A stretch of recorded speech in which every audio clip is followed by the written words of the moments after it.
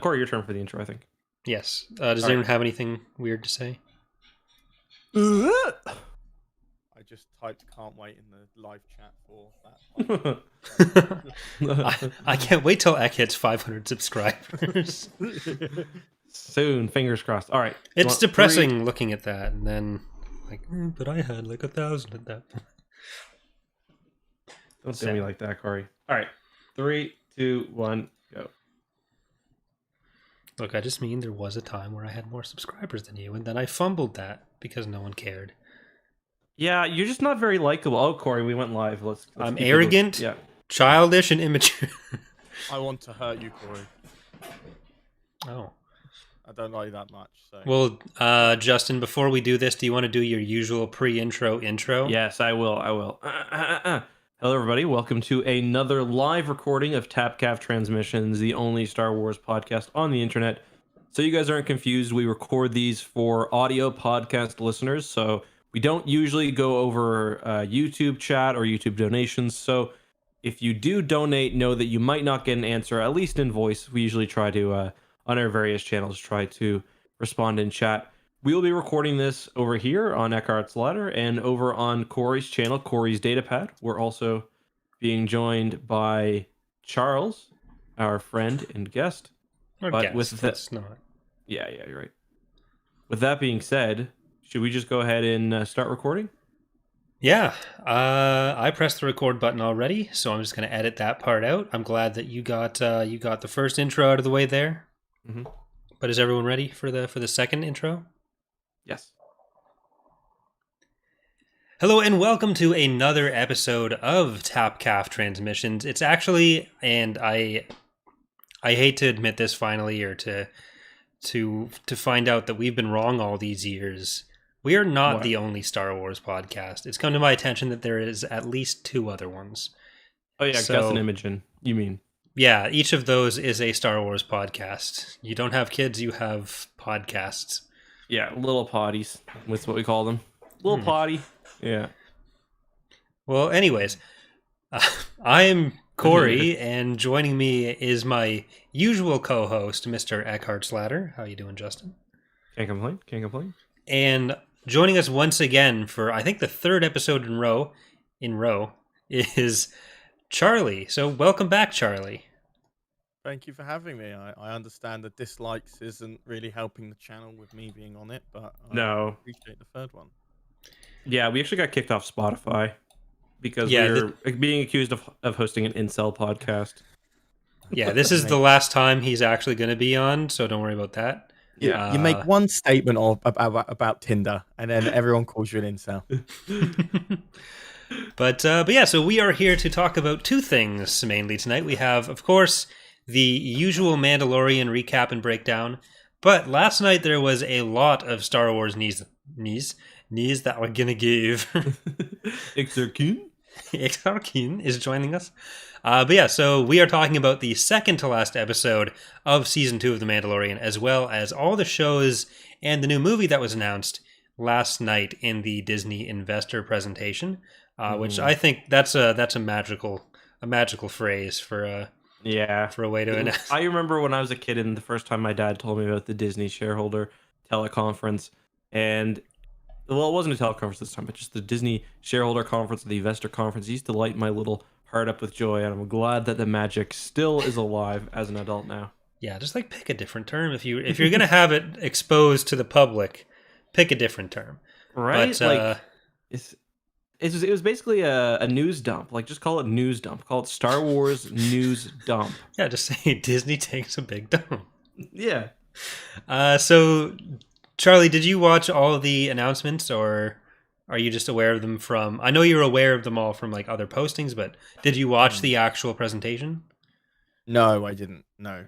Okay. So, I don't know why he's on this podcast, Justin. Yeah, piece of shit. Did you watch the presentation, Corey? Yeah.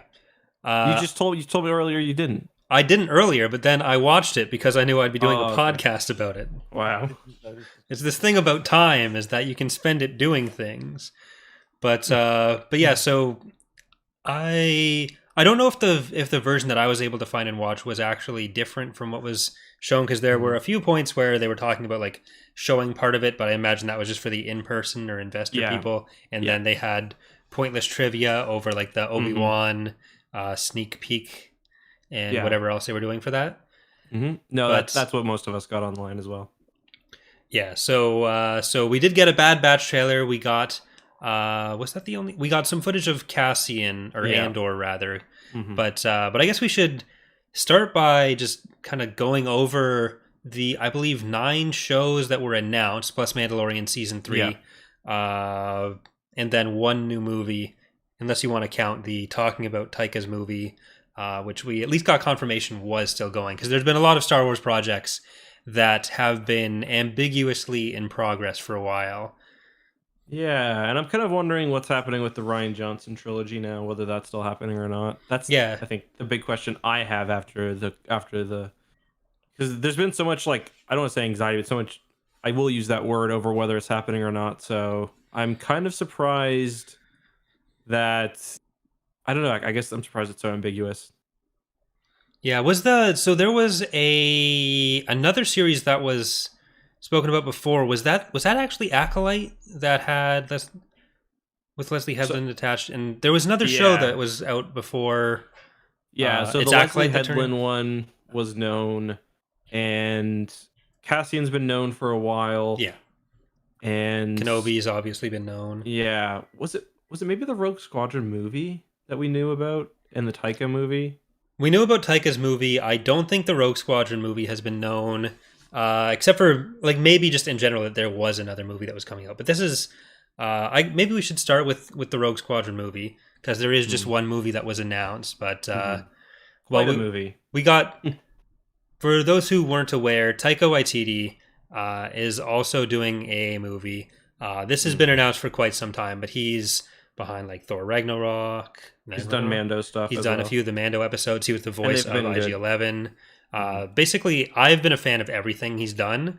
Yeah. So we also got a Rogue Squadron film that's being helmed by Patty Jenkins, who did the Wonder Woman movie.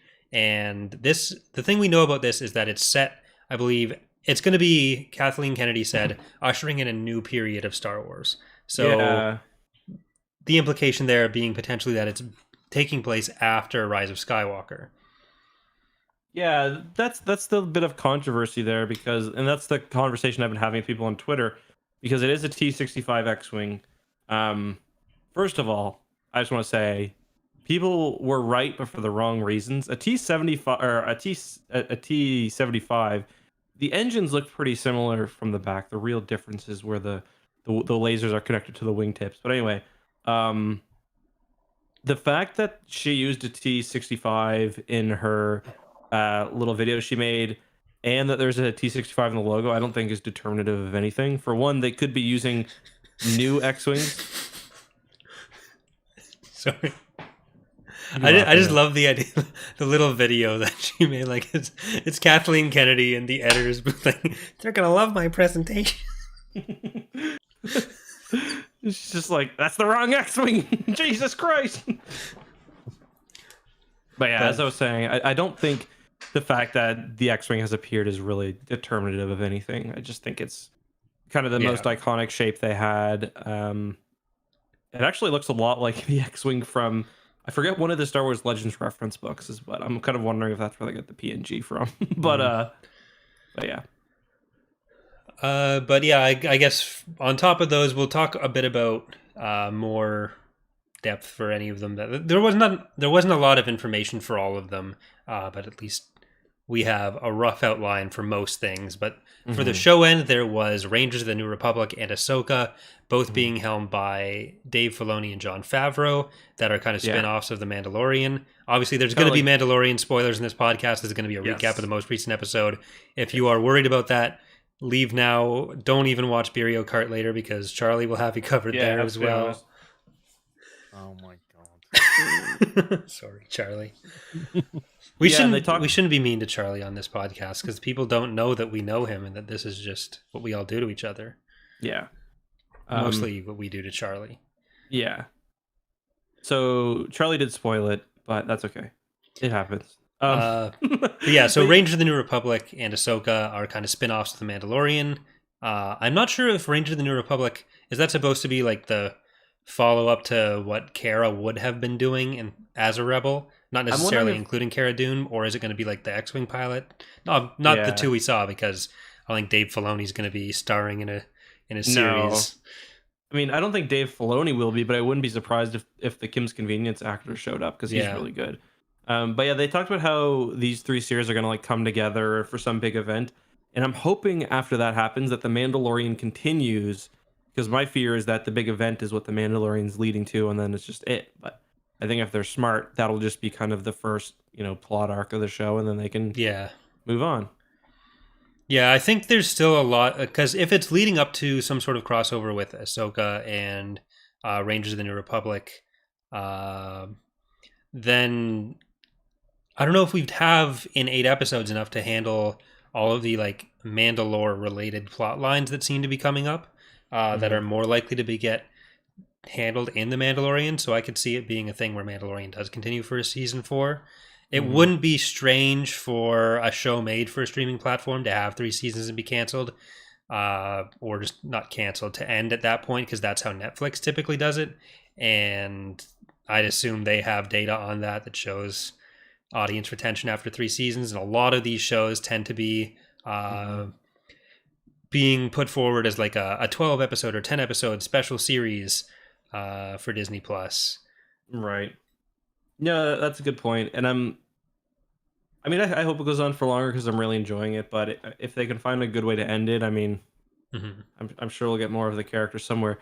I'm kind of curious though, where the Rebels, because we've been hearing for a long time that there's going to be an animated Rebels sequel, not just a Rebels sequel, an animated Rebels sequel.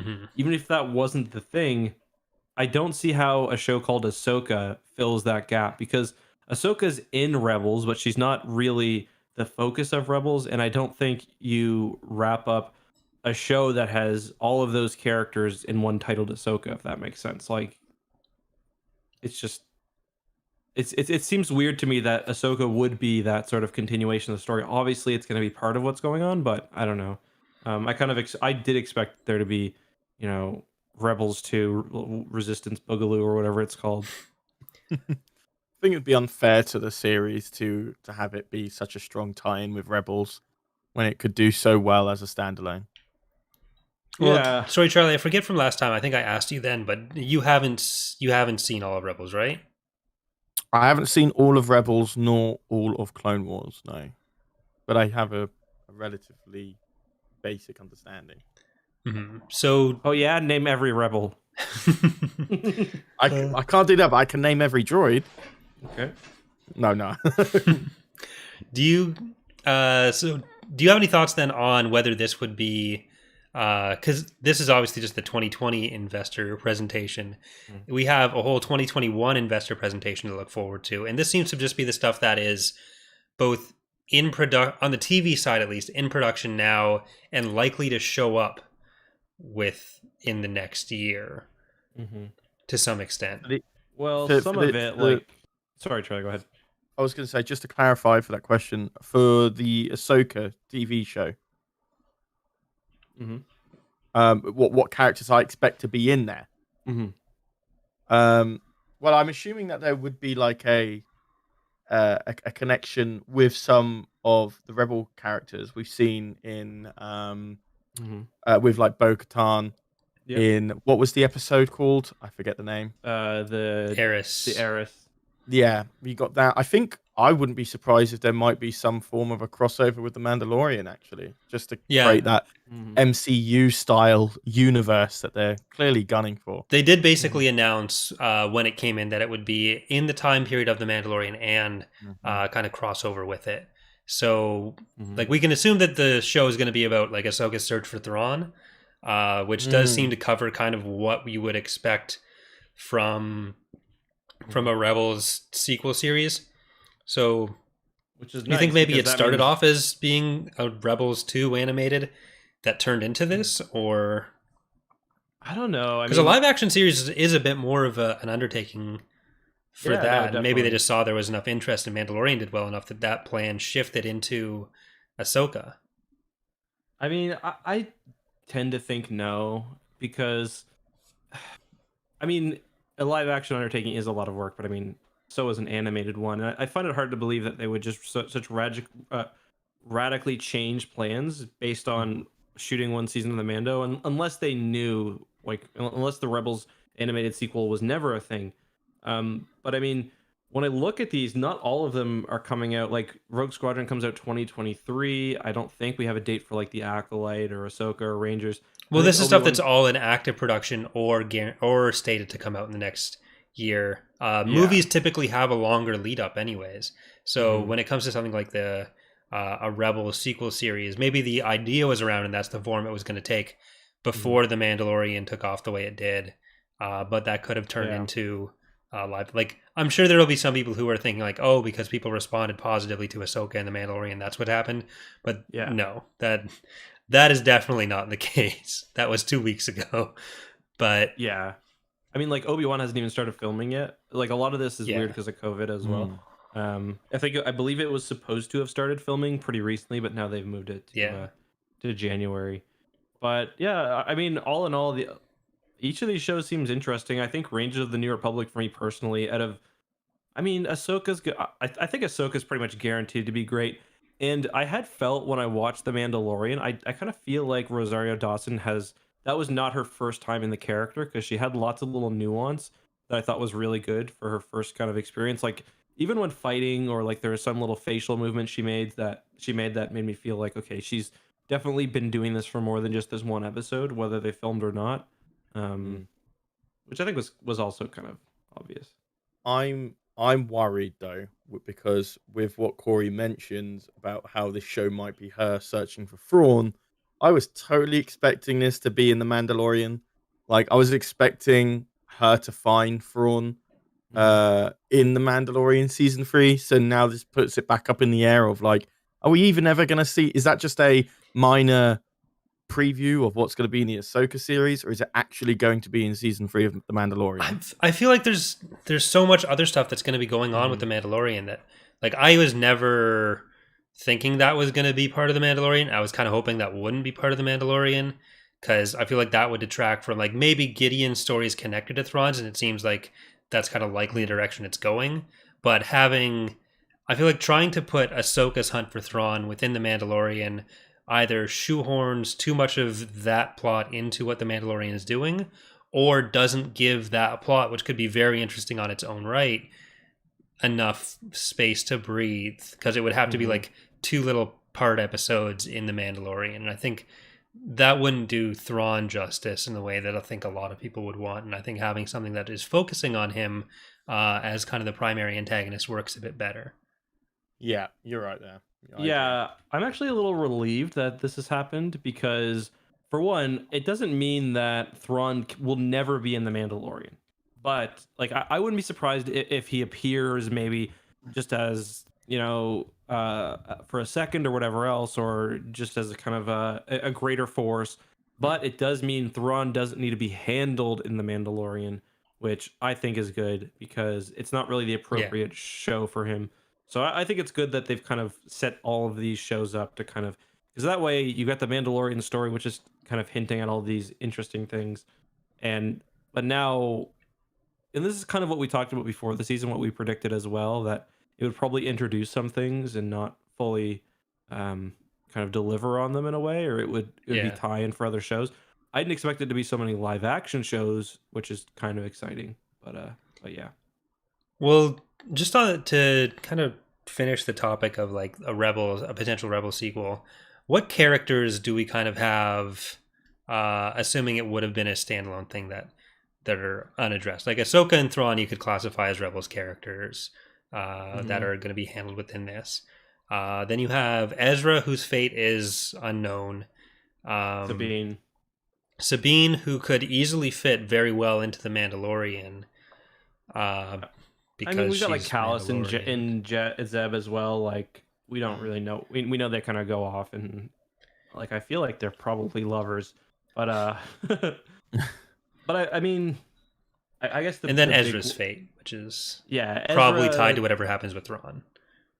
I mean, honestly, Ahsoka is the big one, because she's the kind of most popular character of that era, and we don't know whether she's alive or dead by the time of episode 9. Yeah. So she's the big one, but I mean, we don't know what happened. We know kind of a bit more about Hera. We don't know very much about Sabine. We know nothing about Ezra and Thrawn. Well, that's what I'm thinking with Rangers of the New Republic. Could that end up being where Hera's story goes as the other kind of primary character? And then within the Rebels group, you kind of have some tie-ins to The Mandalorian, but you have half of them kind of showing up primarily in Ahsoka and the other half primarily going from Rangers of the New Republic. Because it's both are Favreau and Filoni. And Filoni tends to have like his dedicated arcs that he's focusing on. So having those 3 shows that are kind of tied together in that way, I think it would make sense that this is where we're going to get a lot of the next stage in the stories for those Rebels characters. Because like you can't really have Rebels 2 in the New Republic. It'd have to be something different. They're not a rebel cell anymore. Hera's been in command of the New Republic forces for a while, or not all of them, but in a significant amount of them, or she's been high up within the New Republic for a while. Ezra's in a space whale. Sabine is doing Mandalorian things. Ahsoka's off, like with her fate unknown, kind of until this point. And I think it'd be very difficult to have a Rebels 2 and have them all be together and not feel like it's contrived just for the show to exist. Whereas what we have here are some potential for interconnected shows, still keeping them all within the areas that it would kind of make sense for their stories to progress to, but at least being shown. I mean, I've just heard, and I've heard pretty reliably that there is a Katie Sackhoff / Cara Dune show. So I assume that's what this is, right? Like it's gotta be. But I don't know. Like, yeah. I do think Corey's going to win this bet now because I think Ezra is a much higher chance to be the Jedi that will come to the calling of Grogu, and that could tie in quite nicely with Ahsoka. It doesn't hurt his chances for sure. Yeah. And was it what, $10,000 that we decided each for that bet? I can just about muster that, I think. Yeah. But I guess we should probably move on. Try to at least get through the rest of them, and then maybe at that point say what we're looking forward to most. Maybe. So the next show that got announced is Andor, which is the Cassian show that we've all known is kind of coming for I think a year or two now, at least that it's been public knowledge. We did get a little bit of a preview for that. There was some Rogue One stuff, but there was some also concept art, and we saw them kind of doing some of the pre-production work. Looks good. I mean, yeah. There was a Venator workshop that we kind of saw there. It looked like there's been a couple of both Andor and Bad Batch looked like you were visiting the planet from Fallen Order. And even we'll get into today's Mando episode and where Bill Burr was being picked up from. But yeah, so we got basically it's being directed by Tony Gilroy or written by Tony Gilroy. And the only other note I had for it was spy thriller, Venator workshop. But yeah, so Rogue One, I have factually and correctly stated that Rogue One is at least a top 2 Star Wars movie. So I'm really excited for that. But yeah, I mean, I'm interested. It's probably one of the ones that I'm least excited about. But I would have said the same thing about The Mandalorian.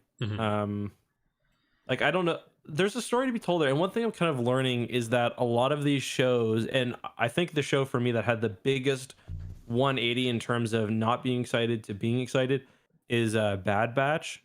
And I think like the Cassian show could be like that. I guess I was focusing too much on it telling Cassian's story, when really it's just the fact that Cassian's there for like all the shit that's going on.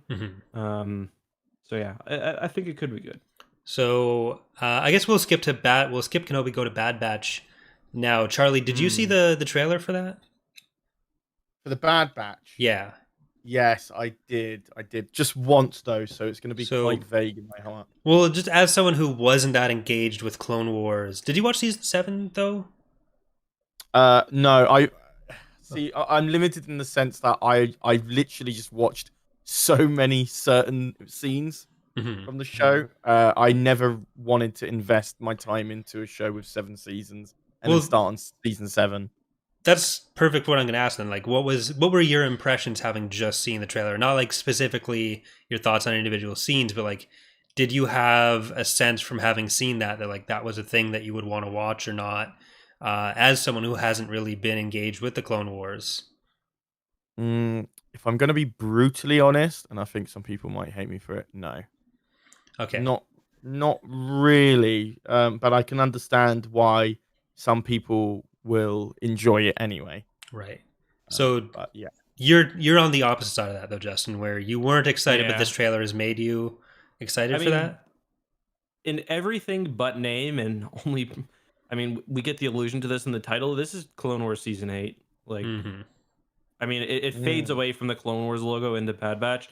I thought it was going to be further in the future. It seemed like the Bad Batch was going to, like, the initial. I don't know if this was a leak or a very, very. I think this was a very brief excerpt we got on Disney.com, or sorry, StarWars.com. Um, basically saying that it was going to be them as like mercenaries or something, or in the. It just didn't really interest me. But this is basically, yeah, it's Clone Wars season 8. So yeah, I'm a lot more excited after. I thought it was a Hmm. good trailer for Clone Wars fans. See, Um, Mm. yeah, I'm kind of more on Charlie's side here, where I didn't think I'd be excited beforehand, and this trailer will like. I don't think it looks like a bad show. I think it's going to do what it's setting out to do very well. mhm. But I wasn't thinking it would be my kind of show, and the trailer kind of just confirmed to me that it's probably not going to be my type of show. Mm-hmm. Like it, I wasn't a big fan of the Bad Batch arc in season 7. That was probably my least favorite of them. Mhm. And like I don't really like the characters. I've never been an A-Team fan, and it really is just like animated A-Team in Star Wars. So like I'm definitely gonna watch it. I'm not gonna hate it or anything, but it's if I were to pick like all the ones that got announced, uh, probably it and a droid story are my Mhm. least looking for or least anticipated of them. Yeah, I mean Mm. that's fair. I get where you're coming from. For me, like you could call it's like I was thinking you could call the Clone Wars, the 501st as a TV Right. show. And I'm kind of imagining that's what the Bad Batch might be like. Obviously, the scale will be different because it's not the Clone Wars anymore. It's a much more like subdued time. There's not this, galaxy spanning conflict or whatever else. But I don't know. Like we saw what apparently is Commander Cody in the trailer. Mhm. But you're right. I think the squad itself is not the most interesting kind of group we've ever had in Star Wars, which is why I was sort of leaning the same way as you before the trailer came out. But yeah, I just got this just felt like Clone Wars season 8. But if you're less interested in the characters and there are no Jedi at this point, um, I could see why you might not be Yeah, like feeling I'm this as much. interested. I'm definitely interested in seeing some of the stuff like, oh, what happens to Cody in the early days of the Empire, or some of these other characters. But when the core of the show and kind of the intended genre of the show is so far outside of what I would normally look for, it's not something that I'm as excited for. Hmm. But I think that does get to the point that like one of the cool things about this is where on the one hand I could see a very reasonable point being like there are 9 or 10 Star Wars shows that are going to be going on. That is a lot. Mm-hmm. Uh, and is that oversaturation? But I think if you look at all of them, they're all kind of doing something different. Where Yeah. maybe The Mandalorian, Ahsoka, and Rangers of the New Republic probably aren't going to be super different from each other. But it's kind of just like these different genre takes using the Star Wars universe to tell a different story. And I think that's one of the things that Star Wars can do really well is, and it might even expose people to new genres that they might not usually give a chance to. Yeah. Uh, Yeah, and I mean, there's a different audience for the Bad Batch. Like the Bad Batch Mm. audience will be more. kind of concentrated on hardcore Star Wars fans, just like the Clone Wars was, than something like Mando or presumably something like Ahsoka. So I think there's room for both. And I mean, we do even see some tie over between Mandalorian and Bad Batch, because we got a shot of who's almost certainly Fennec Shand in the Bad Batch teaser. Yeah. And we got what looked like even earlier generation Dark Troopers, maybe. I do want to clarify though, despite me saying that it didn't initially catch on with me, I do think it's going to do its job very well, and it kind of like brings it back to the point I made in the previous episode, where it's the Clone Wars, or the prequel trilogy is associated a lot more to a generation younger than us, that they grew up with that original, with those three films, and then the Clone Wars TV show. So the Bad Batch is definitely going to resonate more with them, while for us, like the original trilogy is probably going to resonate with us more than the prequels. So I think, yeah, you're right. It is going to hit a certain niche that isn't necessarily us, I guess. Mm-hmm. I mean, it is for me because I'm a Clone Wars fan, but yeah, I think we are that generation, really. But maybe for the generation like right below us, where they're the age that they were the age when the Clone Wars 2008 came out, that we were when the prequels came out, because there's about a 10-year difference there, 8 to 10 years, which probably not a full generation, but maybe a bit younger. But I think the big thing is just the genre rather than for me at least, is the genre rather than the part of it is also OT.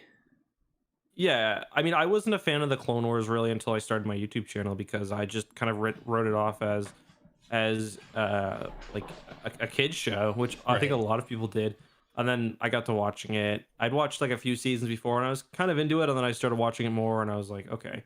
But I mean, we also have to consider too that a lot of these shows are going to be limited, or smaller runs. Like Kenobi's probably going to be like 6 episodes. Lando, I've heard, is a limited run. So I can see the Bad Batch being one of those shows that's not a limited run, where it's something like a Rebels or a Clone Wars, where it goes on from like 4 to 6 episodes or 4 to 6 seasons. So I do think it is good for them to have kind of a mix. It could also be one of those shows where instead of putting out 6 or 8 episodes a season, they're putting out like 20 or 18 or whatever. Well, it is worth noting, I think, that like of these 10 shows that they're going to have active, 4 of them are set essentially in the time between episode 3 and episode 4, in a very similar period, where I think that's the case, or at least 3, where it's Kenobi, Bad Batch, and Andor. With Andor being a bit later, but Lando is the 4th one that I was less sure of exactly what's going on with that, but I think it is. Like I saw your tweet, which I thought was a really cool idea of. Well, I assume you know what I'm talking about. Yeah, I mean, my idea for the show, and I don't think this is my original idea. This is like been suggested by many people, but I only follow you on Twitter, so I mean, I was the only one who like, I didn't steal this from someone, but I'm sure that I got this idea through osmosis or something. But the interesting idea to me is have Billy D. Williams basically telling stories from his youth, which are then acted out by young Lando, and I don't know, I think that would be really fun. And the good thing about that is it'd be kind of like the old Lando Calrissian trilogy, where the stories themselves can be a little more over the top. They don't need to be strictly canon, which, if Lando's telling a story, then there's kind of the assumption that, okay, there's some exaggeration there as well. Let me tell you about the mind harp of Shar. Yeah, exactly. Flame winds of Ocean, whatever else. But I think Lando maybe, so they call the Lando Calrissian show an event series, which indicates that it's probably only going to be a few episodes. Yeah. So it could be four adventures or something. Yeah. So, sorry, Charlie? No. Carry on. I was just going to move on to Kenobi there. So if you have anything you wanted to add in with the Lando discussion, if there's anything you're looking forward to there. Have you seen Solo? Have you seen? I haven't seen Solo. That's the only one I've not seen of all of the more recent post Disney films. I've just got the StarWars.com page has been updated a little bit. One interesting about like I mentioned just a second ago, a lot of these shows are called limited or whatever else. So some of them, the Bad Batch is specifically called an animated series, which to me indicates length. The Acolyte is a series, or no, the Acolyte isn't mentioned. We'll talk about that in a bit. Andor is a show, I think. Lando is a event series, so again indicating that it's short. Rangers of the Republic is a live action series, indicating that it's probably going to be, a couple of seasons. But Ahsoka is a limited series, so probably just one season of like 5 or 6 episodes. So to me, that's indicating that that's not the Rebels sequel. Right. Maybe the Rebels sequel comes after that, but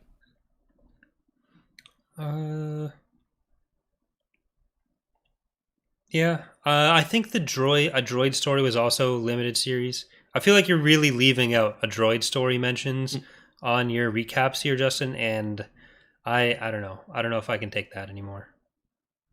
Yeah, I mean, I think that I'm really actually going to like that one because I like Star Wars droids. And yeah, I'm all for like different animation.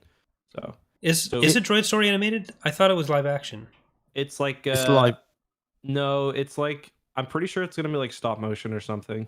Because it's talks about an intersection of animation and the intersection of animation and visual effects. Whatever that means.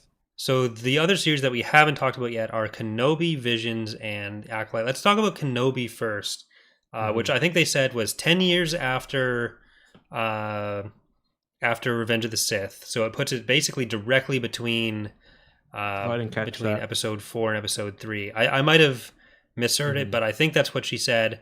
They confirmed Hayden Christensen is going to be in as Darth Vader, which I think has been suspected and like roughly confirmed for a while, but this is like the first time I think we've gotten an official confirmation of it. It's starting to finally go into actual production in March. This has been delayed multiple times, COVID being the prime factor there, I think. And it is being directed by Deborah Chow, who I believe did a few of the Mandalorian episodes in season 2 of the 1. I forget which ones. Episode 3 and episode 7. Episode 3 is like the one where he's fighting back to get Baby Yoda, and then episode 7, where we get introduced to Moff Gideon in the flesh. Right. So 2 really good ones. And yeah, this is also another one of those special event series, so probably not going to be as long as even something like Ahsoka. This is something that could very easily be like 3 episodes or 4 episodes, or up to 6. But I am hoping that because Hayden is coming back, I hope they don't just stuff him in a suit the whole time. I think it'll be a big waste if we don't get some sort of flashback scenes. I think we need to have flashback scenes throughout there. I mean, Hayden and Ewan McGregor both still look. Yeah, they aged very well. Yeah, I was gonna say that. You don't even need makeup for them. You don't even need CG. Just a little bit of makeup, if that, and you're good. Yeah, like Ewan's what, 50 now, and really that old? Yeah, he's 50. You could tell me he's 35, and I'd be like, yeah, he's 35. And Hayden isn't that much younger. Yeah, he's 40, right? Yeah, and like they both look very similar to what they did in episode 3. Is he 49? Ewan McGregor is, yeah. Oh yeah, no. Kristen is he's 39. 40. Yeah. 39, yeah, sorry. Yeah. But you mean Hayden Christensen? Yeah. Yeah, sorry. Yeah, it's okay. But don't want to get flamed. Kennedy said something about like about a rematch, and I feel like that was just having them both on the same show. I don't think we're expecting a lightsaber duel between Obi-Wan and Luke, or not Obi-Wan and Luke, between Obi-Wan and Darth Vader. But the other thing I'm kind of wondering is, do we see a young Luke in this? Because Obi-Wan is hanging out on Tatooine. 8-year-old Luke. And is this how we introduce well, how old? Yeah, I guess he would be about 10 or 11. Yeah, 10, because you said I think he doesn't look 10 like years 22 after. in... He's 18 in episode. 1980. Yeah. So he's 18 in episode 4. Yeah. So 8 years before that, he'd be 10 or so. Yeah, I think they definitely have young Luke in that. Probably just from the distance, though, kind of like we got in some of those old Star Wars EU comics. Yeah. Yeah. So like we basically, the plot is we see all these times that Obi-Wan comes over to the Lars household for dinner, gets kicked out. Maybe we'll find out some information on why Tatooine makes people age so horribly, whether it's Boba, Obi-Wan, the Larses. They could probably bring back I was just thinking about it. They could probably bring back the actors who played like everyone on Tatooine from the prequels, and it'd probably work now. Yeah, because the aging would be not the original trilogy. No, but... like the Aunt Beru from like 2005. What's her name? Let me see. Aunt Beru, actress. Yeah, like she's 37. So she looks, I'm looking at a picture of her. She actually kind of grew up. Her name is Bonnie Piesse, Piesse. She kind of grew up to look like Aunt Beru. Like, George, you kind of nailed it, buddy. I doubted you a bit, but good job. But like, I've tweeted about this, but like Boba Fett, Tamura Morrison right now is playing Boba Fett at the same age, and Boba Fett being a clone of Jango, playing him at the exact same age that Jango was in Episode 2 when he was playing him 20 years ago. That's so wild. I mean, Ian McDiarmid also was like, what, yeah, in his but 30s? he was in like heavy makeup to look like a wrinkly old dude. Whereas like, yeah, we just have more and more confirmation that Tatooine ages you like shit. Yeah, it is a bit rough. And I'm not saying that Tamura Morrison aged poorly. I'm just saying that obviously he doesn't look the same at 60 as he did at 40. No. There's 20 years in there. No, you're right. I think for a 60-year-old, he still looks great. But for a 40-year-old, he doesn't kick all of our asses at the same time. Yeah. Just to be clear, Tamura, if you're listening, and we don't have any shade. I've been defending you for the fat Boba thing in person. Everyone I meet, they're like, "Oh, you see Boba Fett's looking a little chunky." I was like, he was putting armor over a robe. Yeah, like he's got a robe on. That's not what a dad bod is. Like, he's in good shape. Anyway. Yeah.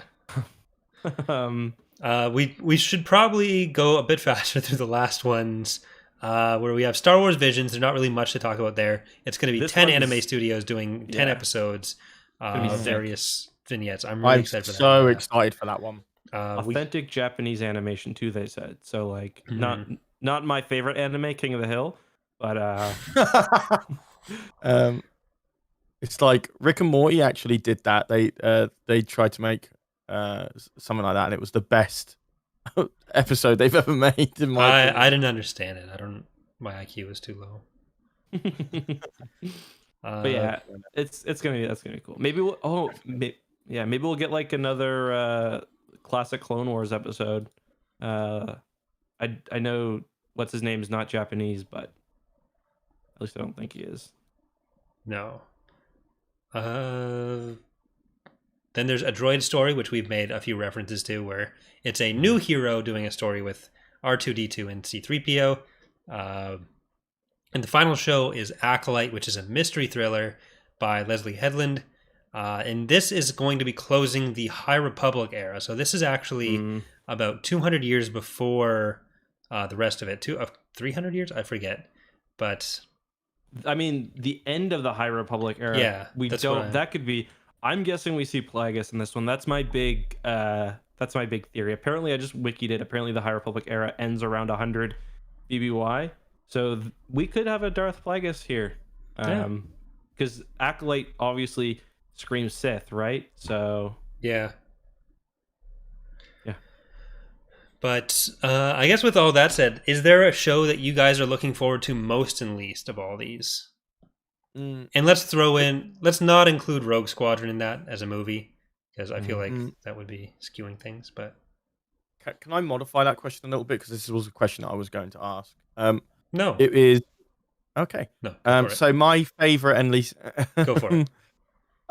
What will be your most enjoyable for you in the list? The least enjoyable for you, and the dark horse that might be the most successful out of all of them. Successful in that you'll enjoy it the most, or successful as in it'll be the Successful most for widely everyone, beloved? not particularly just for you, because Okay. then that will just be, oh, that's my favorite. Mm-hmm. So yeah. For example, I think the most successful, the one that I will enjoy the most is probably Ahsoka. The one that I will least enjoy, is probably going to be, Droid Story or the Bad Batch. Bitch. Um, and I think the dark horse is going to be Visions. I think that's also going to be something I super enjoy as well. Yeah, that's gonna be sick. I think like that's just show. I always advocate for more like non-connected stories. Like one-off stories in Star Wars are awesome. More of those would be good. For me personally, That's a question to chat too. Oh yeah, question for chat as well and podcast listeners. For me personally, I think my least one that I'm looking for the least would probably be, I'm gonna exclude Droid Story because it's kind of different.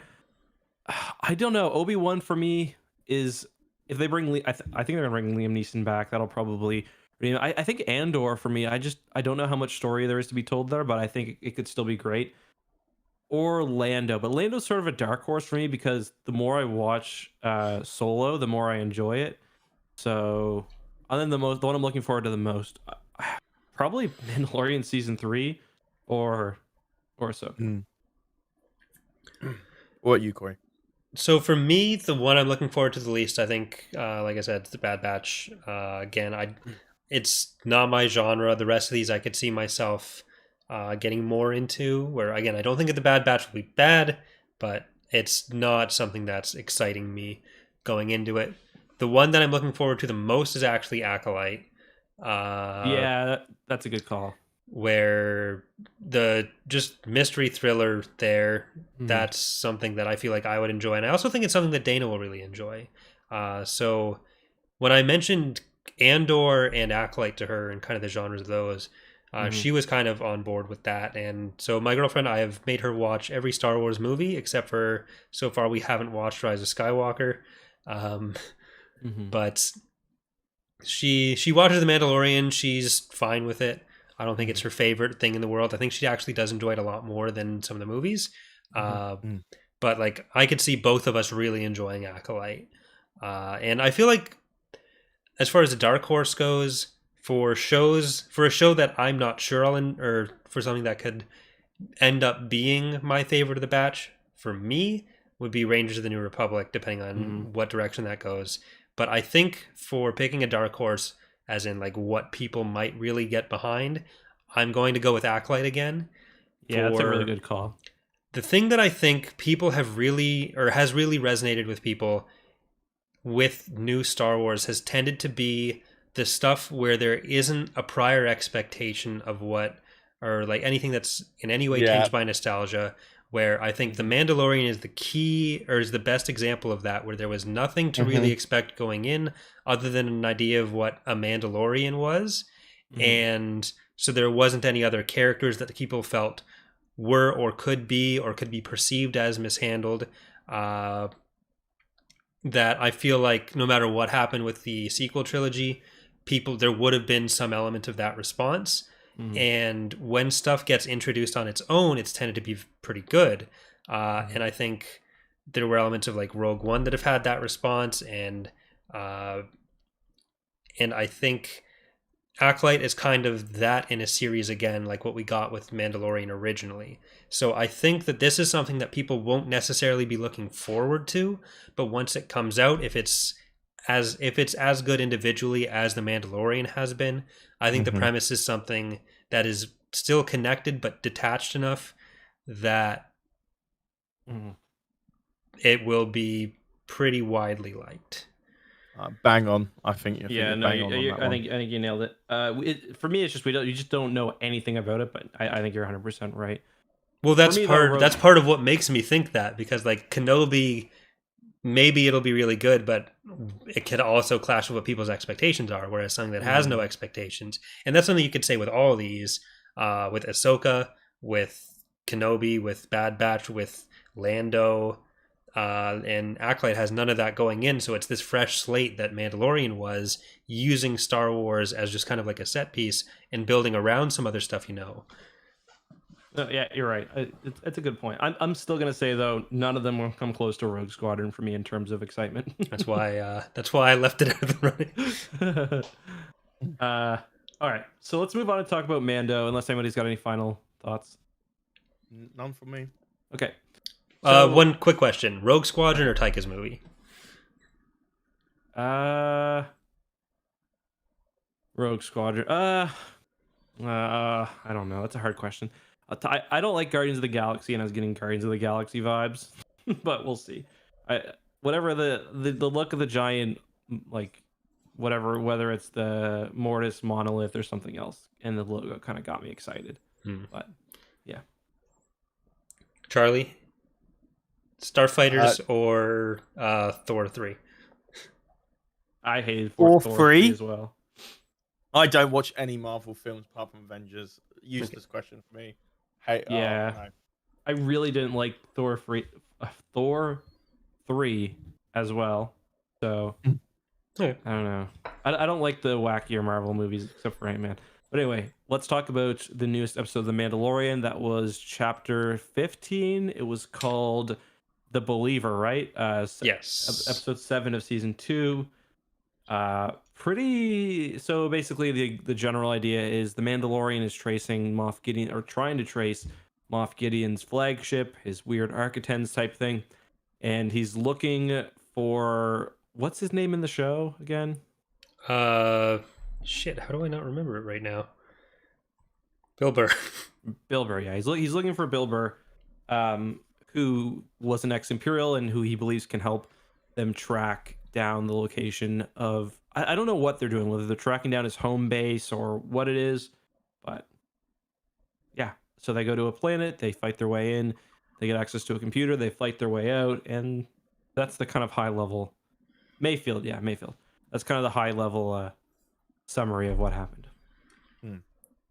Yeah, I do like the idea that they went to get Mayfeld because he was ex-Imperial, and then when they get to Morak, they're standing outside. He's talking about how they're going to get into the facility, and he's like, "No, you can't go because they'll scan your DNA. They'll know you." She's like, "Well, you sure know a lot about Imperial remnants, as if this is like not the reason they fucking picked him up in the first place." Like, Kara, That is true. That is true. I also like that he is the only ex-Imperial they could think of. Yeah, like they've got to you know on someone any else. Republic capital ship, there's got to be like 3 on there at least. I do like how when they're trying to figure out who's gonna go, Boba's like, "Yeah, I think they'll recognize my face." Yeah, there were a few good There's 100 million of me out in the galaxy. Yeah, for sure. I really enjoy the writing in this episode, and I think that's been the case with his previous episodes as well. Mm-hmm. I love him. I love Boba Fett. I think he's such a really cool character, and I'm gutted that he didn't get more screen time this episode. I think they're actually doing a good job with him. I was a little worried, but they've been. But it's also for me been kind of nice to get back to a more standard Mandalorian episode. In hindsight, especially, I do like that the last 2 were different in tone and style. Especially Dave Filoni's was kind of like that samurai movie. It was shot pretty differently, and then the last one is even more so, I guess. So it's kind of nice to get back to. There were still lots of interesting character developments in this one, especially with the Mandalorian and with Mayfeld. But it was more, there weren't any kind of greater connections to the overall universe. Like they weren't teasing Luke Skywalker or whatever, which I think was nice. I disagree. Really? There weren't connections to the characters, but there was a lot here that was like tying in, or at least kind of explaining the connection between some of these groups and broader events. Like we got Mayfeld talking to Hess about Burning Khan. We got like all the Operation Cinder talk.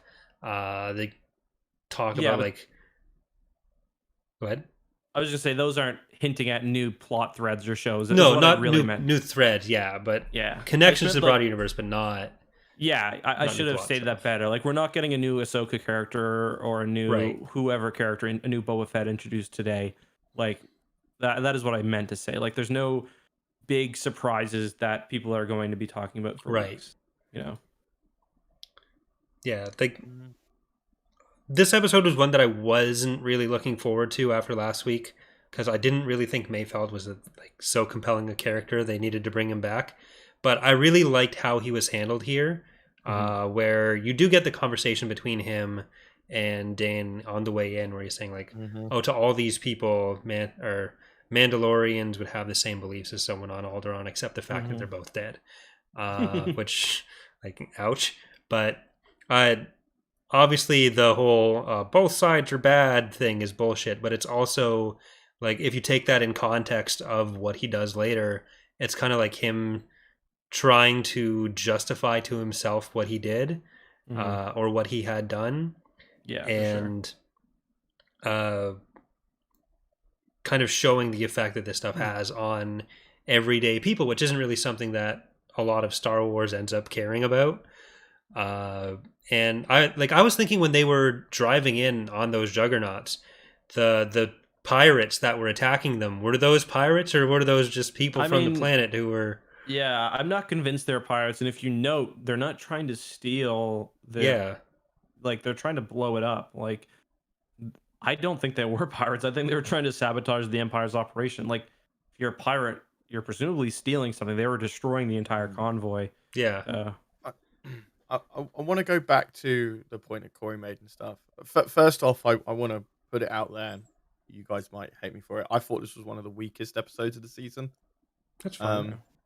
I didn't enjoy it that much. Mayfield was the best character of this show, of that episode, and I think they took a very boring character and made him a bit more three-dimensional. You said you dismissed the concept of him talking about how the New Republic and the Empire are the same. I think there's a lot of weight to what he said in that, and that's one topic that I took away quite from the episode. In the statement of, it doesn't matter if you're Empire or New Republic, these people see you as planet invaders that have their way of life, and it didn't need to be altered. And I thought that was it's a really good viewpoint of, like, you know, the whole muddying of who's good, who's bad sort of thing, which I really like. I wasn't dismissing it. Like, there's still a valid point there of like what happens to people, but I think you have to contrast that with what Valen Hess says later, and you do end up seeing that there is a difference, even if the end result is that people are still getting hurt. And that, like, it's only the Empire with stormtroopers. It's only the Empire who tortures people. The New Republic, they people get hurt through an action sometimes, but they're not objectively evil like the Empire is. Like, I like the idea because it's on the essentially it tries to give different viewpoints, because I think having like a good guys and a bad guys thing can get very boring fast. Well, you can have good guys and bad guys, and where the good guys sometimes do bad things, but you can still have an idea that, like, the core tenets of what makes up the Empire are still wrong, and the actions they're willing to take are still wrong. Because, like, there's a difference between possibly the inaction of the New Republic and the fact that people did get hurt during the rebellion by rebel soldiers, and they did take actions that were like, if you look at Saga, like, this is something that's always existed in especially the new canon with Saw Gerrera's group versus Mon Mothma's especially, or even the idea of like what we're probably going to see in Cassian's show, where Cassian Andor was part of a rebel cell that was involved in a lot of actions that would be very damaging and very bad for a lot of people. But then on the other side, you also have, with the Empire, the wanton destruction of even loyalist areas in order to weaken what the New Republic could be taking, or not even state-sponsored slavery, or for fun, Tarkin landing a Victory Star Destroyer on people. Pretty epic, to be state-sponsored slavery of entire species, genocide of entire species. I think you're missing the point that I'm trying to make. I'm not trying to make the Empire look good here. I'm just saying that that it's an interesting take from people who see both sides as bad, rather than trying to make the Empire. I'm not trying to say, oh, fascism is not that bad, guys. You know, it's got its positives. No, I'm not trying to make that point. I'm just trying to say that it was an interesting take, which I'm glad that Mayfield, which was once a very boring character, made such a take that none of these other characters that we've been following would have had. You know. And I think part of it too is the fact that he is kind of in denial, and it's something similar to what you get in Alphabet Squadron. I know, I'm sure you haven't read that, Charlie, but that's basically dealing with a former Imperial, at least former for a while, who's kind of wondering, why didn't I get out sooner? And like, why did I do all these things? Like, I like most of my friends a lot of my friends are good people. We all kind of did these things that we shouldn't have done. So yeah, there's some interesting discussions to be had there. And that's kind of like that ties in closely to Operation Cinder too, which was mentioned in this episode, which was kind of cool. Operation Cinder, for those who don't know, is basically the Empire just said GG no re, and like blew up a bunch of their own planets and shit after they started losing, just kind of out of spite, really, to test who would do it.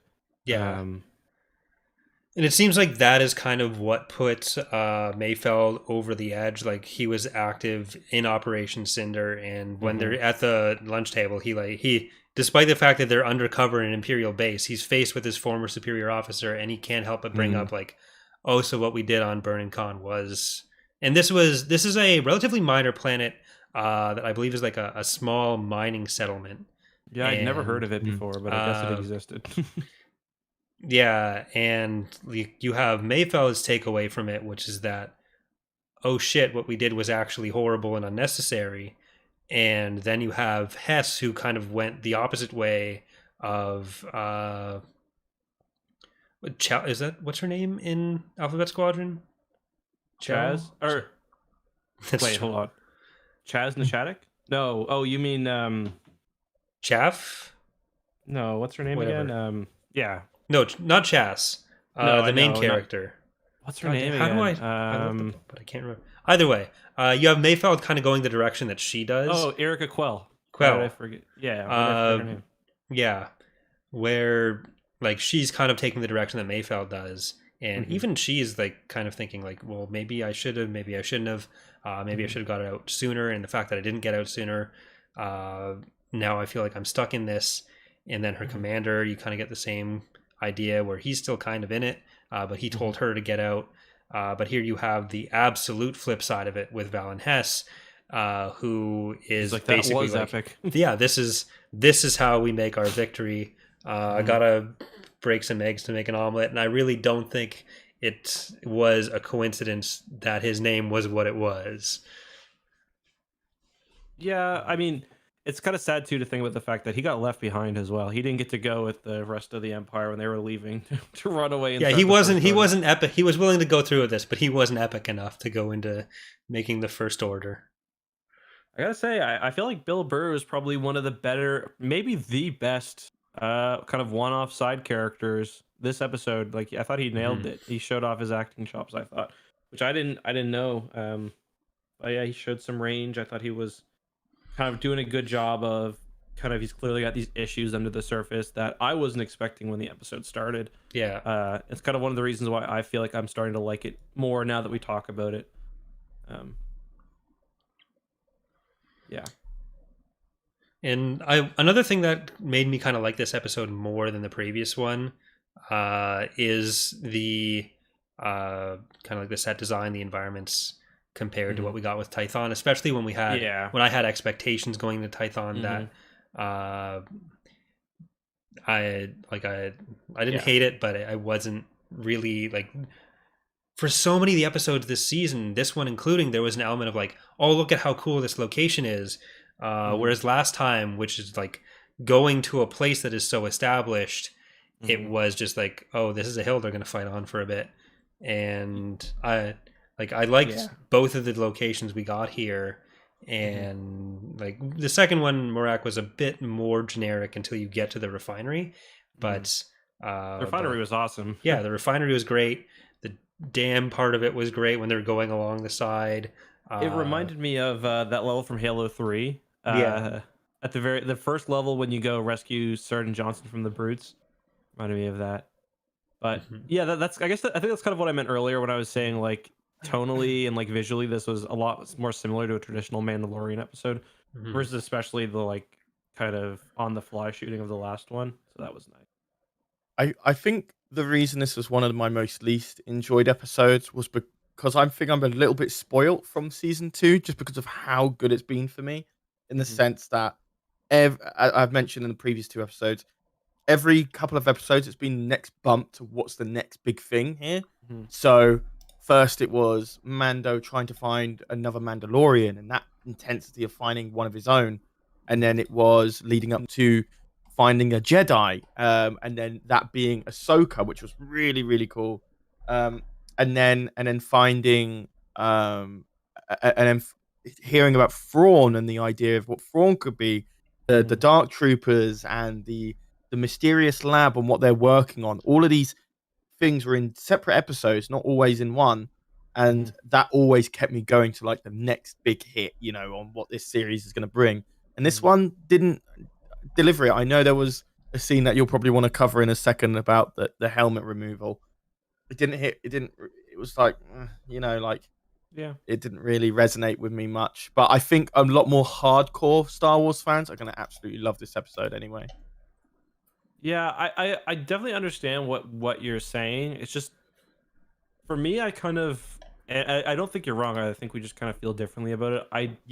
I like the fact that the show kind of has its moments of like rising action or whatever else, and then it has these other moments where, because to me, like, if every episode had those big reveals, I feel like the reveals would be a little less noteworthy. And like this season's had so much in it, you know what I mean? Like it's had, and we still probably have another big reveal for the finale. Like, but I get what you're saying too, because at the end I was like, okay, what are we getting here at the end? There's going to be something that, you know, like the article headline for the next week, you know, the Luke Skywalker featured or whatever else. But looking back, I'm kind of happy we didn't get it, but I can understand why some people felt that was disappointing after how this season has sort of been so far. Yeah, like that's one of the reasons that I've liked this episode as much as I did, because I was kind of worried about how much would like Boba kind of take over it, and I feel like he played a good role, but he wasn't like stealing the spotlight, and the most that he kind of did was towards the end with Slave One killing the 2 TIE fighters, which I was like kind of giggling at, because I was, as soon as he's like, as soon as the TIE fighters are coming, I was like, is he gonna do it? Is he gonna do it? Is he gonna do it? Oh, he did it.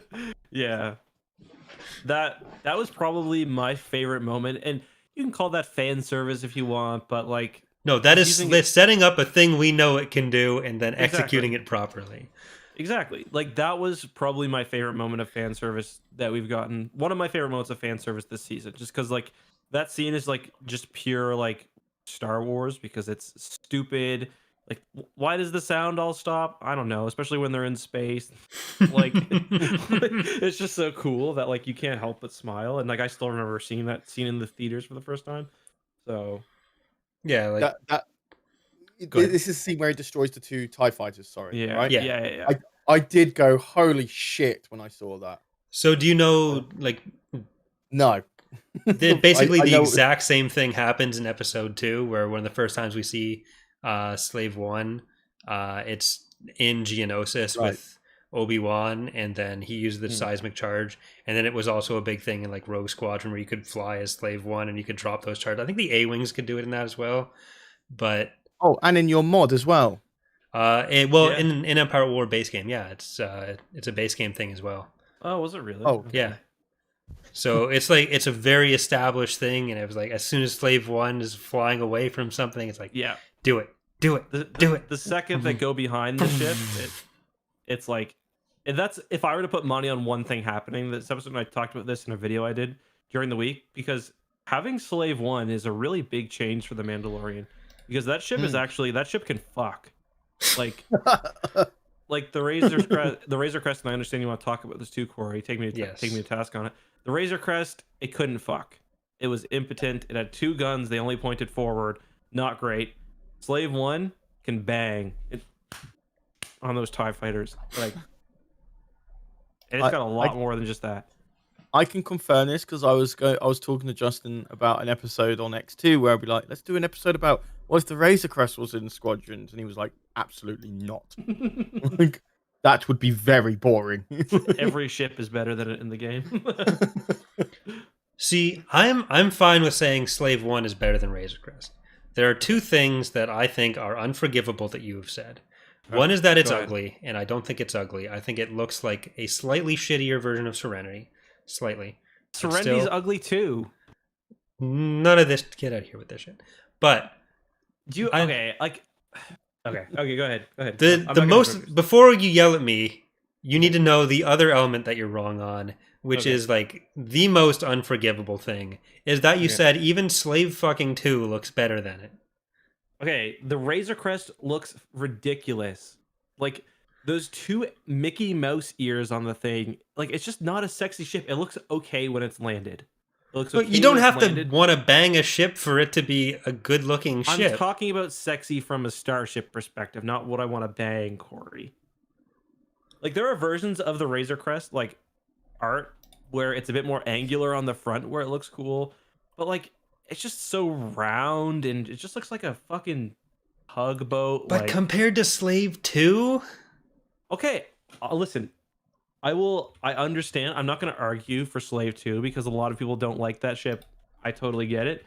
But I always like asymmetrical ships in Star Wars. I think that ship doesn't always look cool if you just Google it. But if you, I'm not talking about you because we've read Dark Empire. I think in Dark Empire that ship looks pretty cool. I think they could make changes to it as well. But yeah. It's like a close in of a doorstop. That's what Slave 2 looks like. I mean, Corey, you're being reductive. I could call like the Razor Crest looks like a hot dog with Mickey Mouse ears. Like, yeah, that's at least interesting. Slave 2 looks like, I'm not being reductive. There are 3 parts to that ship. There's a little flat thing on the bottom. There's the standy uppy bit, and there's the little connecting thing. And that's it. And it's ugly, it's boring. Yes, it's asymmetrical, but it's stupid and asymmetrical. Okay, my main problem with the Razor Crest is that it's not far from being a really cool ship, but it's not there for me. Like, its fuselage, I guess, or its body is just so boring. It's just like I get that it's what's the ship it's supposed to look like again? The real life aircraft. What's it called again? Razor Crest Real World. The bird one? Yeah, what's it called again? Well, like Albatross? my main problem is that it needs to be wider, I think, given how like it needs wings or something. I just feel like, because the way it is right now, I just don't like it. It's like, is it the Warthog it was meant to look like? Warthog fighter. Let's see. Sort of. But like, and the Warthog looks cool because it's got those big long wings, and it's got the kind of the rear section that's wide. It's just, even the lat, like, people are like, how do you like you like the lat but you don't like the Razor Crest? Well, the lat has those wings that kind of pulls it all together. If the lat was just the lat without those wings and the big engines on the top, it would look hella stupid. Do you just not like engines, like giant engine pods? Is that... No, because I like the X-Wing. But that has wings that are extending past the engine pods. I'm trying to think of another ship that has like the large engine pods without the wings going beyond that, or where the engine pods are most of the wings. Do you like Jaster's Legacy? No, I don't like Jaster's Legacy at all. I think that ship also looks See, really I think goofy. that is what Razor's Crest would look like if it looked dumb. I think Razor's Crest is not my favorite ship, but I think it is moderately cool. And I think the idea that Slave 2 in particular looks better than it, or would be better than it, is... I don't know. I mean, yeah, I'm not gonna disagree with you because it's. I mean, I'm gonna disagree with you, and I'm not gonna say you're wrong. But I think that a ship like Slave 2 would look really cool in live action if it was made very angular and very like metallic. I think you could make a real deadly looking ship. And I think part of the Razor Crest, or sorry, part of Slave 2's problems is it's never really had the proper representation it deserves. So we are starting the hashtag Justice for Slave 2? Like the Y-Wing. The Y-Wing is a good example. The Y-Wing is all engine pod, but the way that ship is kind of designed, it makes sense because there's like a better proportion. The size proportions between the engine pod and the fuselage work a lot better than something like the Razor Crest, in my opinion. Okay. Well, I hope that was enough of an argument to bump up our stats for. I could not contribute to that conversation in any way, shape, or form. Charlie's like, I hate when mom and dad fight. Yeah, I know. I was just sitting there eating my Oreo chocolates, just listening, going, Jesus. Yeah. I think part of my problem with the Razor Crest as well is just how I don't like how deep it is. You know what I mean? You gotta live in it. I actually yeah, no. absolutely. I'm really disappointed because in the Minecraft pack that you can buy, that has the Star Wars Minecraft pack, there was a kitchen area in that Razor Crest that was just opposite of the cockpit, and not once in all 2 seasons have we seen that room in The Mandalorian. We and did honestly, see it. We saw it strewn around the floor on Tython. I'm actually really kind of disappointed with what Disney's doing with that. Like, why would you make a ship of that size and not give us the full room tour? There was no behind the scenes. There was nothing. You want Din's episode of MTV Cribs? Yeah, absolutely. And I think they were completely missing out on something. I mean, you got like that. It was in Minecraft. Yeah, like I don't know what you. I mean, we still haven't really gotten to walk through the Millennium Falcon properly. Yeah, partially because it can't really exist, based on my understanding. But I see. Well, if you think looking at the Mando's kitchen in 140p, then that's on you, my man, not on me. I really just want to know how the artificial gravity in Slave 1 works. Like, is the living quarters or main areas of the ship supposed to always orient back, and then it's always kind of like going up perpendicular to sit in the cockpit, and you're always kind of like off center there, or does it adjust? There's so many questions after seeing. Well, there was that interesting shot where it's like kind of rotating around, like you can see the ship rotating around. I don't know. I don't understand how that works. to be frank, it's very strange. Yeah, these are all questions that I hope will be answered in The Mandalorian. I still want the answer for that. Well, I guess we got the answer, but I still find it funny the turrets from the Millennium Falcon, how they just like gravity switch when they go through those. Because the turrets are like they point up and down, but like when they sit in them, it's like you're perpendicular with the deck plan. Yeah. You climb up a ladder, then the ladder's behind you. Anyway, yeah. So, Din takes off his helmet again here because Mayfeld is getting some PTSD there. Yeah, and then he ends up being fine going up and confronting the guy later. Yeah. But it does at least show that like this is. Whereas his identity before was entirely tied up in being Mandalorian, now he has found this thing that is taking more precedence over maintaining those things. And I a little contrived, but I didn't hate it.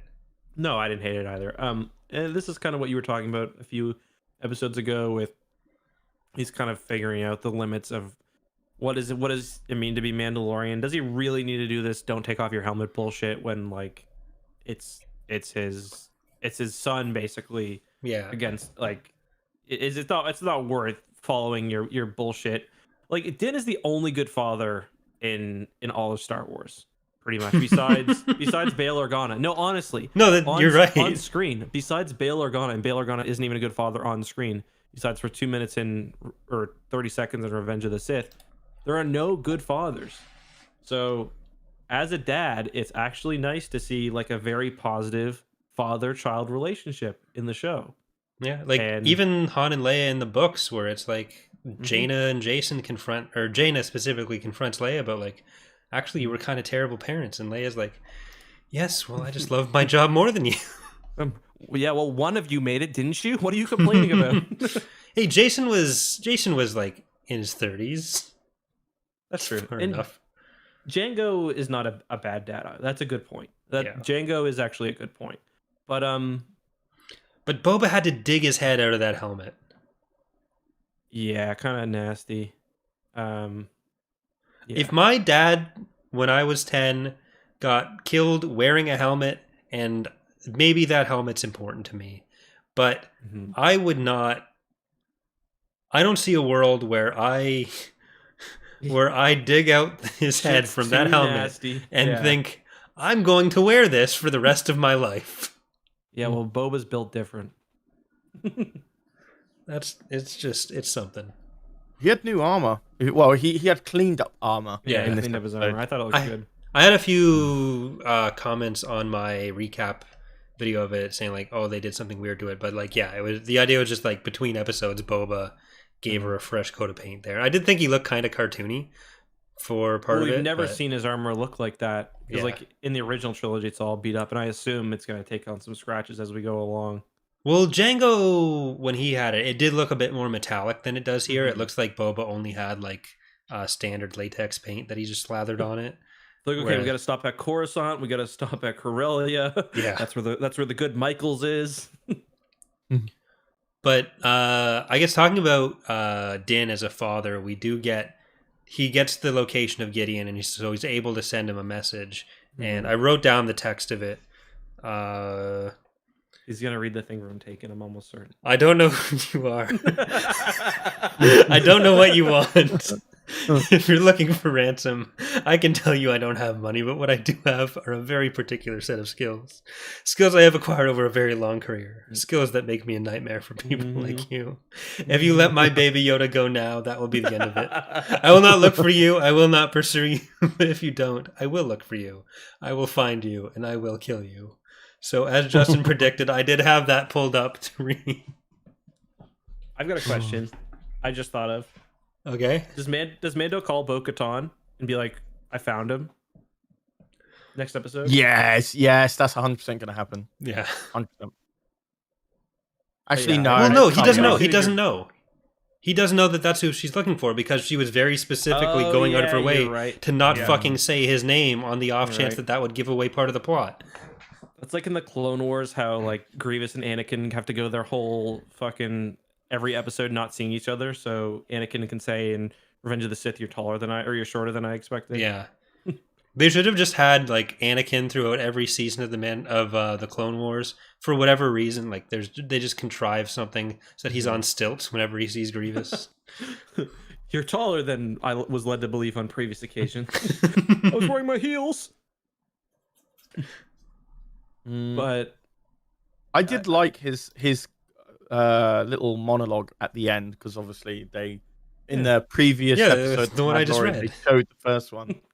Well, I mean, like they showed the one that Moff Gideon said in the recap, and then just so they could set it up for his own monologue at the end, which was which was a bit of a fist pump moment for me. Really, that was actually one of my most favorite moments of that episode. I just wish that this episode was actually like a two-parter finale instead of it all being slammed into one.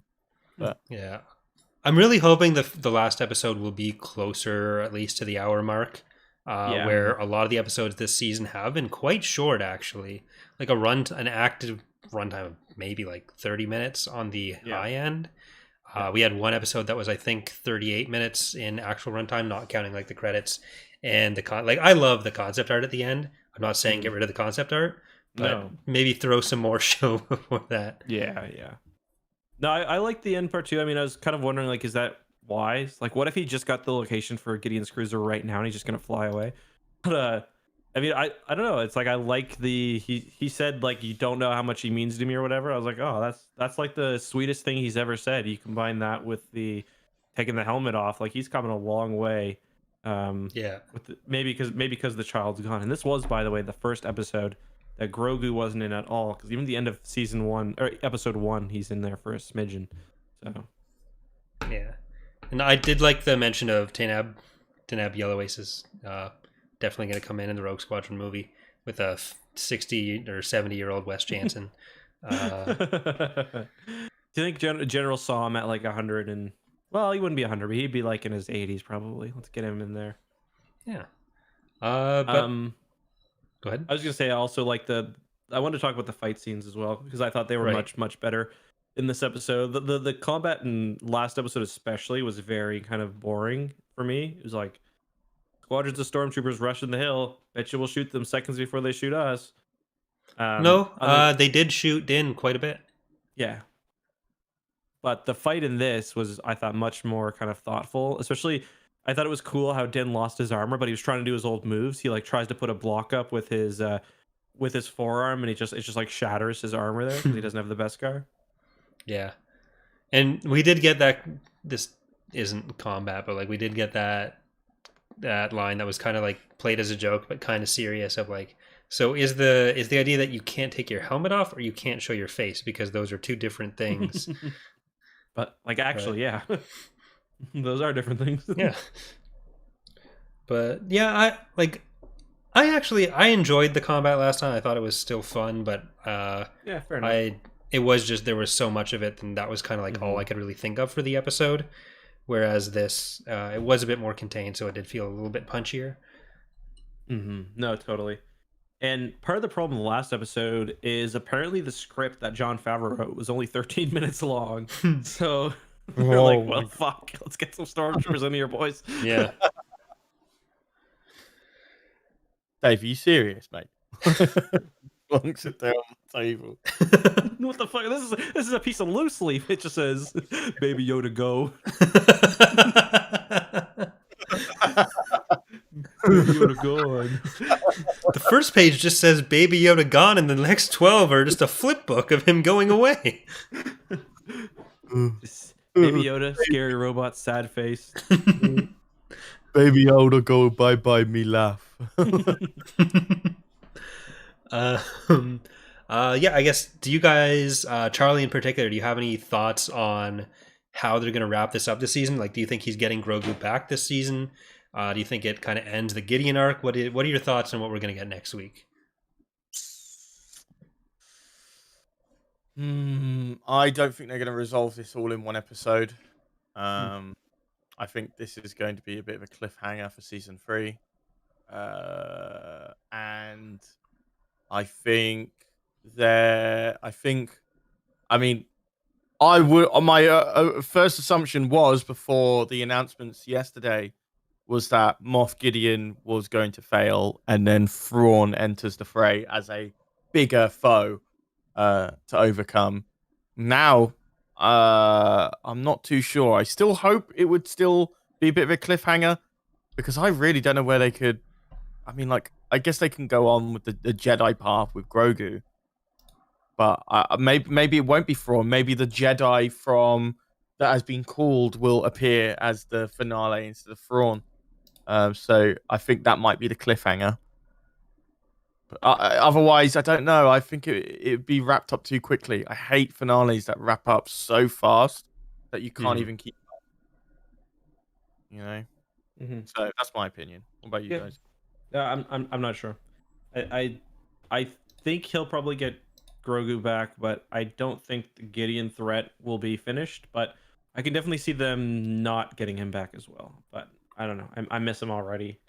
I'm looking forward to the first time he sees the Mandalorian's face now as well after this episode. Yeah. Yeah. Why else are we watching the Baby Yoda show?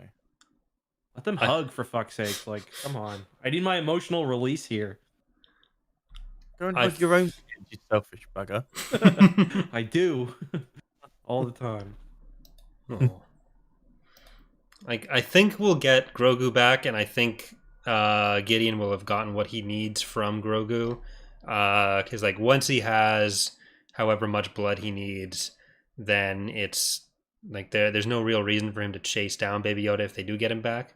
But we'll now have a reason for them to actively pursue Gideon, either in revenge or to stop him from being force sensitive evil dude. And I think that'll be kind of how we get Bo-Katan back into it for next season.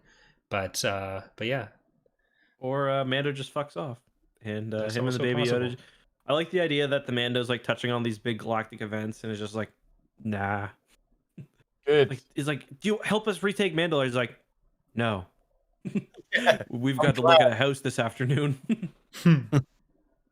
I'm glad. I really don't want Mandalorian to become too big for his goddamn boots. I want to keep it small scale. You know, that's where the fun is. Well, I think that's a good place to end it. We'll probably do, when we do the finale, we'll have to probably schedule away some extra time, Corey, and we'll cover all the emails we've gotten. Yeah, so we'll do the finale. We'll try to cover the emails next week. So Charlie, you've been a great guest for these last 3 episodes. You have acquitted yourself without fan fiction, and yeah, it's gonna be. It's a shame I won't be able to discuss the finale with you guys. Well, you will, but we just probably won't record all of it. Gotcha. Well, thank you for having me. It's definitely made watching Mandalorian a lot more fun. Oh. And, well, guys, let us know. Give us your feedback on Charlie.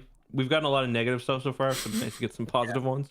A lot of overwhelming negativity. We'll definitely have you back on for some of the other shows that we've got coming up that have been announced. For a recap, a revisiting of Heir to the Empire, if you ever do read the book, so we can have a fresh take on it. But it seems like that's unlikely at this point, that you're ever going to finish, or you're ever going to start that book, let alone finish it. I've got it downloaded. I've been busy boy. Because that was what, July that we started talking journeys about. Begin with the smallest steps. Yeah, I know, but the deal, the additional deal was that Justin would play League, but I don't really want him to play League. To be honest. I think those are separate things, weren't they? No, it was Charlie would read the book, and then let's just break it. I ain't trying to play no League. Let's be honest. I don't want you to. You'd hate me and Corey for introducing you to it. Sounds good. It's really not worth it. It's a crap game. All right, guys. Don't forget, you can send your emails to us, which we will get to eventually. I promise. Next week, transmissions@gmail.com. Unless we do just next week, we do Mandalorian, and the week after we do mailbag. Could be a good idea. I mean, yeah, we'll play it by ear. Also, make sure to. I haven't seen any really. Never mind. Yeah, I haven't seen any really juicy podcast reviews yet, guys. And to be honest, those are some of the only things that help me through the day. So go to whatever iTunes, leave a very epic review for the podcast, make it 5 stars. And yeah, you mentioned Charlie. Say something about guest host Charlie. You can say whatever you want. Just give it a good rating. To everyone in the rating type, I kissed my dad for you, Charlie. All right. Well, that's going to do it for the episode. Thank you for listening, everyone. And we'll be back with more Mandalorian to close out the season. And I swear we will answer those questions. Justin wasn't lying there. But it's going to happen. We'll have so many questions answered. You'll be like, why are